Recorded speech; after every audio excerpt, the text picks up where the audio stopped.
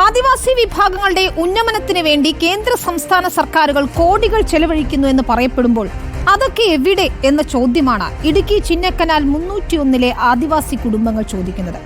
പുനരധിവസിപ്പിച്ച് 23 വർഷം പിന്നിടുമ്പോൾ ഒരുവിധ അടിസ്ഥാന സൗകര്യങ്ങളും ഇവിടെയില്ല.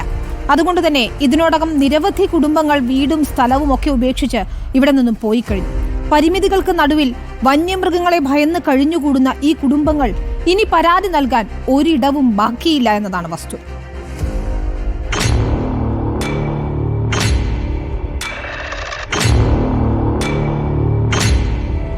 ഞാനിപ്പോൾ ഉള്ളത് ഇടുക്കി ജില്ലയിലെ ചിന്നക്കനാൽ പഞ്ചായത്തിലെ 301 എന്ന് പറയുന്ന പ്രദേശമാണ്. ഈ മേഖലയിൽ 2003 ആദിവാസി കുടുംബങ്ങളെ പുനരധിവസിപ്പിച്ച് ഇവർക്ക് വീടും സ്ഥലവും നൽകിയത്. പക്ഷേ ഈ 2 പതിറ്റാണ്ട് പിന്നിടുമ്പോഴും വലിയ ഒരു ദുരിതത്തിലാണ് ഇവരുടെ ജീവിതം എന്നുള്ളതാണ് അതിൻ്റെ ഒരു നേർക്കാഴ്ചയാണ് നമുക്ക് ഇവിടെ കാണാൻ സാധിക്കുന്നത്. കാരണം അധികൃതരുടെ കടുത്ത അവഗണന നേരിടേണ്ടി വരുന്ന ഒരു വലിയ ജനവിഭാഗമായിട്ട് ഇവർ മാറിയിട്ടുണ്ട്. റോഡില്ല, അതോടൊപ്പം തന്നെ പല വീടുകൾക്കും ഇപ്പോഴും കരങ്ക് അടയ്ക്കാൻ കഴിയുന്നില്ല. കൃഷിസ്ഥലവുമായി ബന്ധപ്പെട്ട് കുറേ ഭാഗങ്ങൾ കാട് കയറി, അങ്ങനെ നിരവധിയായിട്ടുള്ള വിഷയങ്ങൾ. അതെ, എപ്പോഴും ഞങ്ങൾ ഏത് സമയത്തും ഒരു കൂട്ടത്തിൽ സംസാരിക്കും. പക്ഷേ കലക്ടർ DRD മീറ്റിംഗ് ഉണ്ട്, അവിടെ പോയി സംസാരിക്കും. ഞങ്ങളുടെ കാര്യങ്ങൾ മൊത്തം സംസാരിച്ചിട്ടും ഉദ്യോഗസ്ഥന്മാർ ഏതൊരു നടപടി ഒന്നിന് ഞങ്ങൾ എടുക്കുന്നില്ല. റോഡ് വികസനം ഇല്ല, ആനശല്യം കൂടുതല, എല്ലാ കാര്യത്തിനും ഇപ്പോൾ പറഞ്ഞാൽ ഫണ്ടില്ലെന്നാണ് പറയുന്നത്. ഉദ്യോഗസ്ഥന്മാർ ഇതിനെ ഞങ്ങൾ ഇതായിട്ട് മാറ്റിയെടുത്ത പോലെ അപ്പോൾ കാണുന്ന സർക്കാർ ഒരു വികസനം ഇല്ലാത്ത ചുമ്മാ കാട്ടിക്കൂടി കൊണ്ട് കൂട്ടിയിട്ടിരിക്കുക, വലിച്ചു കൂട്ടി. 2002 അതുകൊണ്ട് സ്ഥലം തന്നതാ.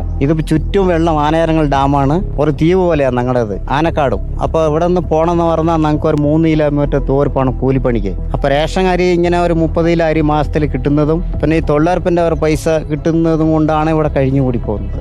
2003 ഇവരെ പുനരധിവസിപ്പിക്കുമ്പോൾ ഒരു വീട് വെച്ച് കൊടുത്തു എന്നുള്ളതല്ലാണ്ട് ആ വീടിനകത്ത് ബാത്റൂം പോലും പണിത് കൊടുത്തില്ല എന്നുള്ളതാണ് ഏറ്റവും പ്രധാനമായി, അല്ലേ? ഇപ്പോഴും ഇല്ലല്ലോ.